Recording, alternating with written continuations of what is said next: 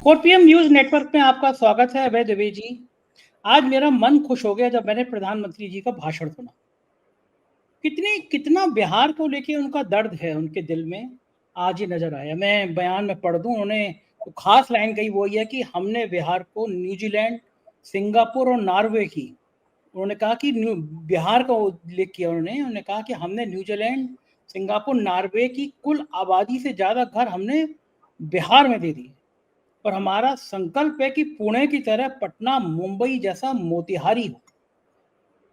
कितना बड़ा विजन है प्रधानमंत्री का कि जैसा पुणे है वैसे ही मोतिहारी हो, बिहार हो, मुंबई की तरह बिहार हो।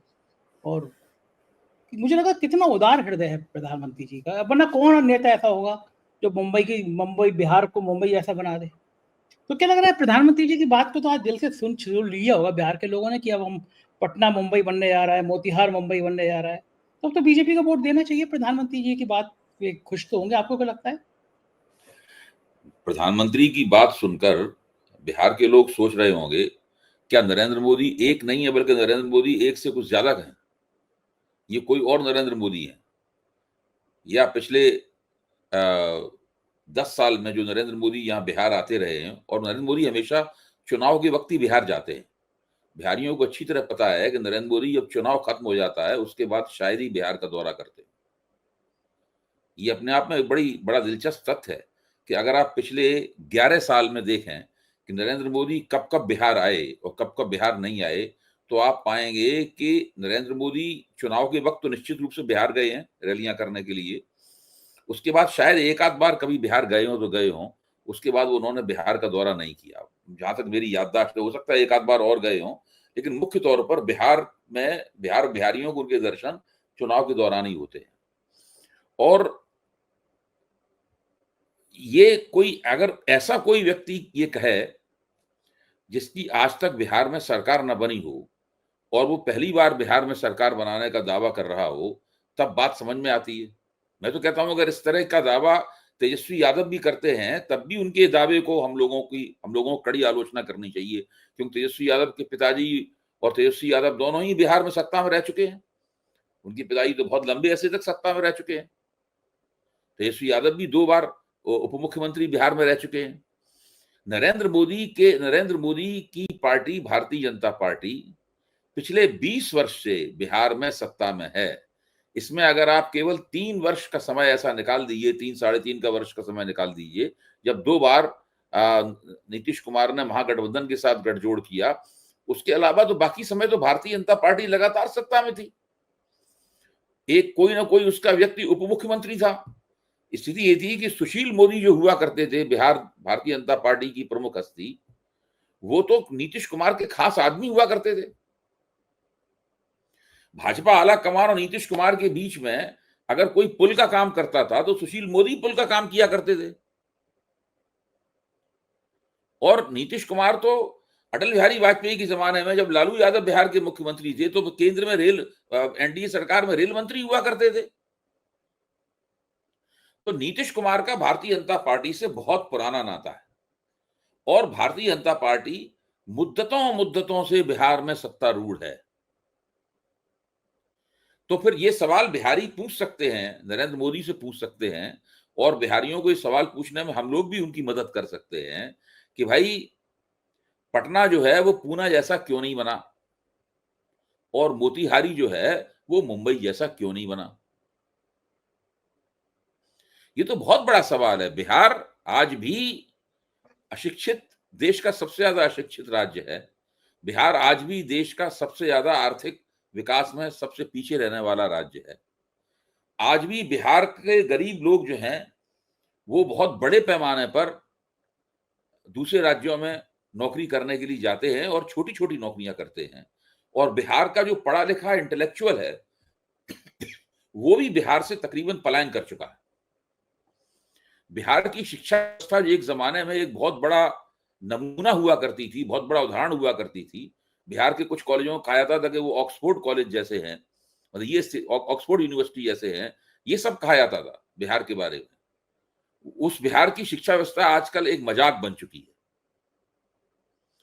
और ये जो आप इसमें लालू यादव का भी योगदान हो सकता है, मैं इससे इनकार नहीं कर रहा हूं, लेकिन लालू यादव पे अब हम ये इल्जाम कब तक लगाते रहेंगे? लालू यादव पर एनडीए ये इल्जाम कब तक लगाता रहेगा? क्योंकि लालू यादव तो बहुत मुद्दतों से सत्ता में नहीं है। यहां तक कि लालू यादव भी जब कभी सत्ता में आए तो दूसरे नंबर पर रहे, पहले नंबर पर नीतीश कुमार रहे हमेशा। लालू के साथ भी दोनों बार नीतीश कुमार ही मुख्यमंत्री बने हैं तेजस्वी के साथ।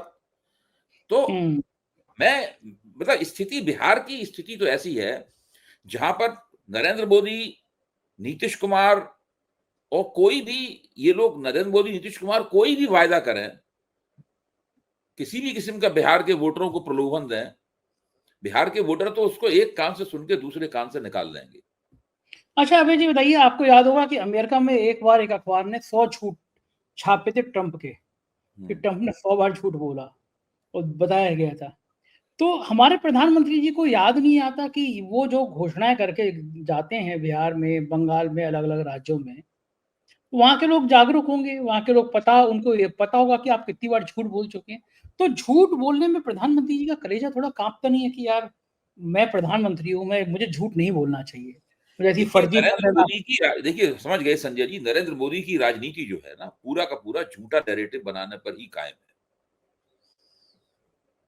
जब वो गुजरात के मुख्यमंत्री थे हम लोग उनके बारे में ज्यादा जानते नहीं थे, मैं भी अपनी ये कमी स्वीकार करता हूं। हम लोग ध्यान नहीं देते थे उस तरफ कि भाई गुजरात में क्या हो रहा है।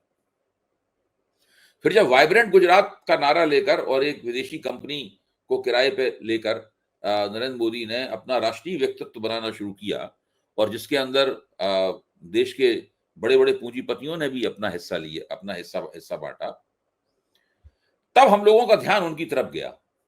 लेकिन उसी के 1-2 साल के अंदर वो भारतीय जनता पार्टी के प्रधानमंत्री पद के उम्मीदवार बन गए, और उसके बाद वो केंद्र में आ गए, और सत्ताधारी होने की बजाय वो सत्ता के लिए चुनौती देते हुए आए, वो चैलेंजर के तौर पे सामने आए। तो हमने तो नरेंद्र मोदी को पहली बार जब गंभीरता से देखा और समझने की कोशिश की, तब वो चैलेंजर थे। राज्य वो कैसे चलाते हैं, झूठे वादे करते हैं कि सच्चे वादे करते हैं, कौन सी योजना पूरी करते हैं, कौन सी योजना पूरी नहीं करते हैं, किनका हित अपना राजकाज में साधते हैं, किनका हित राजकाज में नहीं साधते हैं। दरअसल ये हमारे और आपके जैसे लोगों ने तो इसकी तरफ ध्यान ही नहीं दिया कभी। फिर जब 2013 में वो प्रधानमंत्री पद के उम्मीदवार बने, तब हमारी समझ में आया कि ये नया बंदा आया है और ये नई नई किस्म की बातें कर रहा है। और मैं कहता हूं गुजरात के लोगों को छोड़ के बाकी सारे देश के लिए सारी बातें बिल्कुल नई थी। ठीक बात है, बिल्कुल सही हाँ, बात। पहली बार एक ऐसा आदमी आया राष्ट्रीय मंच पे जिसने कहा कि आप कमल के ऊपर बटन दबाइए, आपका वोट सीधा मुझे प्राप्त होगा। ये इंदिरा गांधी ने भी नहीं कहा था। तब नारा लगा था जात पर ना पात पर मोहर लगेगी इंदिरा जी के हाथ पर। हाँ, लेकिन उसको तो चूंकि हाथ उनका निशान था कांग्रेस का, तो इंदिरा जी का हाथ उसको बता दिया गया था। यहाँ तो बिल्कुल दूसरी बात है, दूसरे तरीके से वो बंदा कह रहा है। क्या कॉन्फिडेंस है वैसे। हाँ, आप देखिए ना, तो हमें पहली बार लगा कि ये आदमी, हमें नहीं सारे देश की जनता को लगा कि ये आदमी एक नए किस्म की बात कर रहा है। हर चीज में वो कहता था कि भाई आपने चीन के साथ ठीक से डील नहीं की, हम आएंगे तब ठीक से करेंगे। आपने महंगाई ज्यादा बढ़ा रखी है, हम आएंगे तो महंगाई कम कर देंगे। आपने रुपए की कीमत लगातार गिर रही है, हम आएंगे तो रुपए की कीमत को हम गिरने नहीं देंगे। पता नहीं उसने कौन कौन सी बातें उसने कही। तो सब लोगों ने नरेंद्र मोदी की बात पे यकीन कर लिया। नरेंद्र मोदी ने उस वक्त जितनी बातें कही थी सारी की सारी झूठी साबित हुई, सारी बातें झूठी। कुछ भी सच सामने नहीं आया। कोई भी सच सामने नहीं आया। इसके बाद उन्होंने नोटबंदी जैसा काम किया, नोटबंदी में जो कुछ कहा सब झूठ निकला। कमाल ही है। देखिए, झूठ बोलने का और झूठा नैरेटिव चलाने का कमाल ही है। अभी भी लगातार झूठा नैरेटिव चलाते रहते हैं कि हम देश को दुनिया की तीसरी सबसे बड़ी अर्थव्यवस्था, इस वक्त देश की 5वीं सबसे बड़ी अर्थव्यवस्था है, हम तीसरी सबसे बड़ी अर्थव्यवस्था बना देंगे। हमने इतने लोगों को गरीबी की सीमा से ऊपर उठा दिया है। अब भारत दुनिया का सबसे ज्यादा विषमता घटाने वाला 4थे नंबर का देश बन गया है। मतलब झूठे नैरेटिव बनाने की कोई सीमा नहीं है, निरंतर झूठा नैरेटिव चला रहे हैं। तो भाई आप कह रहे हैं एक नैरेटिव फ्लॉप हो जाता है, फिर जब उस पर हम लोग आलोचना करते हैं तो उसका कोई जवाब नहीं आता उधर से। हमारी आलोचना दीवार से टकरा के बेकार हो जाती है। तब आप तक वो कह रहे हैं दूसरा नैरेटिव, संजय जी, तब तक वो दूसरा नैरेटिव सोच लेते हैं, दूसरा चलाने लगते हैं। तो बड़ी ठीक है ये देखिए, ये जो पूरी राजनीति है, ये देश में किसी ने कभी नहीं की। जवाहरलाल नेहरू, सबकी सबकी सबकी आंख में एक शर्म थी। जब उनसे पूछा जाता था कि भाई तुमने अपना वायदा पूरा नहीं किया, तो कुछ तो शर्म आती थी, कुछ जवाब देते थे उसका। ये जवाब ही नहीं देते उसका। क्या जवाब देना, वो तो और एक नया झूठ जवाब देने में एनर्जी खर्च कर, ऊर्जा खर्च करने, या एक नया झूठ गढ़ने में ऊर्जा खर्च करते, फिर उसको लेके आ जाते। अब आप सोचिए, नरेंद्र मोदी बिहार के लोगों से ये कह रहे हैं कि हम पटना को पूना बना देंगे, पूना जैसा बना देंगे, और मोतिहारी को मुंबई जैसा बना देंगे। आप सोचिए, जो व्यक्ति पिछले 11 साल में 3 साल हटा दिए, 8 साल से लगातार बिहार में राज्य कर रहा है, और बिहार को प्रगति के रास्ते पर एक आधा कदम भी नहीं, जो आगे नहीं बढ़ा पाया, वो चुनाव से पहले बिहार में ये कह रहा है कि हम पटना को पूना बना देंगे और मोतिहारी को मुंबई बना देंगे, और कहते हुए उसके माथे पे शिकन नहीं आती। क्या शर्मनाक बात है। लेकिन बिहार तो चमका दिया उन्होंने। देखिए कितनी, बिल्कुल हिंदी फिल्मों का ऐसा अनुभव हो रहा है आजकल बिहार के लोगों को। अस्पताल में घुसते हैं, ताड़ ताड़ तड़ गोली मार देते हैं। एक व्यवसायी था अभय जी, मेरा तो दिल दहल गया। उस व्यवसायी के बेटे का 4, 5 या 6 साल पहले मर्डर हुआ। बहुत बड़ा बिजनेसमैन पटना का, 5-6 साल पहले मर्डर हुआ। और अब कुछ ही दिन पहले, शायद 15 दिन पहले, उस व्यापारी को भी मार दिया गया, बिजनेसमैन को। ऐसी गोलियां चल रही हैं, ऐसी गोलियां चल रही हैं कि क्या गैंग ऑफ वासेपुर पिक्चर में चली होंगी बिहार में। ये जो अस्पताल के अंदर मर्डर हुआ है, टीवी पे आता दिखाई पड़ता है, वो सीसीटीवी कैमरे की वजह से, कि जो हत्यारे हैं वो आ रहे हैं, और जो सबसे आगे हत्यारा है वो बिल्कुल फिल्मी अंदाज में आता है, उसी तरीके से गन निकालता है। सारे हत्यारे अपनी गन को कॉक करते हुए, मतलब उसका वो चढ़ाते हुए अंदर घुसते हैं, और फिर बाहर निकलते हैं, और शान के साथ बाकायदा हवा में, मोटरसाइकिल पे हवा में अपनी बाहें लहराते हुए चले जाते हैं। तो ये सब जो बिहार, एक तो इतना गरीब प्रांत, ऊपर से इतना ज्यादा कानून व्यवस्था की समस्या, खून खराबा, ये तमाम। बिहार में कितने तो पुल गिर चुके हैं, आप बताइए। जितने पुल गिरे हैं, सारे के सारे अपने आप में भ्रष्टाचार के उदाहरण है।